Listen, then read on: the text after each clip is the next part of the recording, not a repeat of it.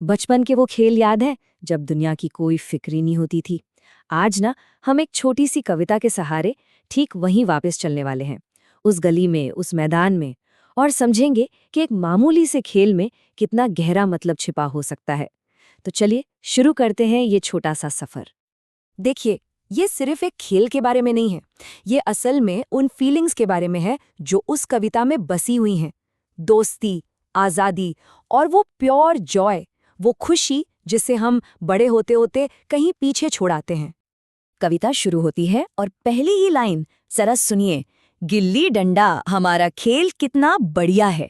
मतलब पढ़ते ही ऐसा लगता है ना जैसे कोई बच्चा पूरे जोश में खुशी से चिल्ला रहा हो। ये एक लाइन ही काफी है हमें उस मस्ती वाले माहौल में खींच लेने के लिए। तो ये खेल है क्या आखिर? इसमें होता क्या है?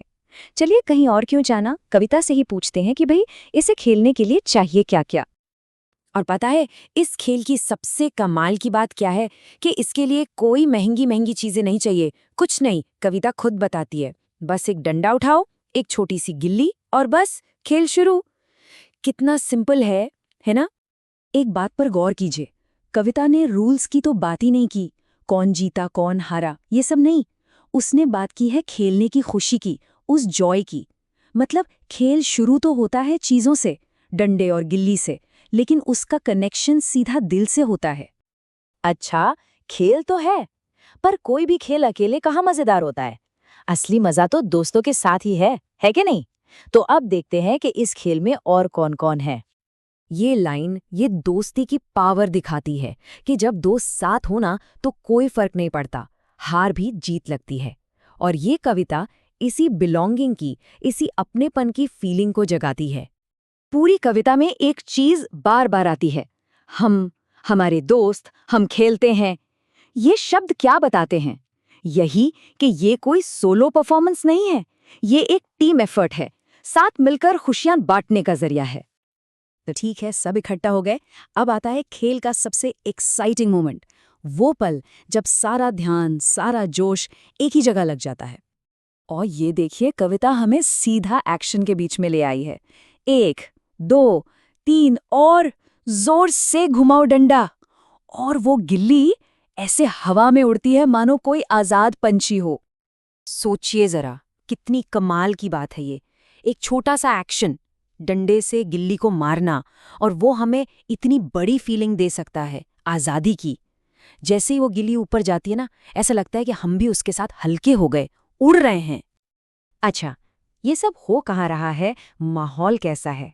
चलिए एक पल के लिए उस जगह को इमेजिन करते हैं जहाँ ये सारा मजा चल रहा है। कविता हमें कुछ बहुत ही प्यारे हिंट्स देती है। सोचिए, एक खुला मैदान है, ऊपर नीला आसमान और सूरज की सुनहरी धूप। है ना एक परफेक्ट दिन? शायद इसे सुनते ही सबको अपना कोई बचपन का मैदान याद आ गया होगा। तो ये शब्द सिर्फ लोकेशन नहीं बता रहे, ये एक वाइब क्रिएट कर रहे हैं। एक ऐसी जगह जहां कोई टेंशन नहीं है, कोई चिंता नहीं, बस खुशी है और सुकून है। तो हमने खेल की बात की, दोस्तों की बात की, उस प्यारे से माहौल की भी बात कर ली। पर इन सब का पॉइंट क्या है? मतलब ये कविता हमें असल में क्या फील कराना चाहती है? और अब हम आते हैं कविता के दिल पर। यहाँ खुशी अपने पीक पर है। हंसना, खेलना, मजा करना, ये शब्द पढ़ते ही उन बच्चों की खिलखिलाहट कानों में गूंजने लगती है ना? ये लाइन फिर से हमें याद दिलाती है कि खेल का मतलब सिर्फ जीतना या हारना नहीं होता। हर बार जब वो डंडा घूमता है ना, वो एक आज़ादी का एहसास होता है, अपनी ताकत का एहसास। और फिर आता है कविता का फाइनल मैसेज। ओह, देखो तो कितना मजा आता है। ये सिर्फ एक लाइन नहीं है, ये तो खुशी का एक डिक्लेरेशन है, एक ऐलान कि असली मजा, असली खुशी इन्हीं छोटी छोटी चीजों में छिपी है। तो ये सवाल सिर्फ इस कविता का नहीं रह जाता, ये हमारी जिंदगी का सवाल बन जाता है।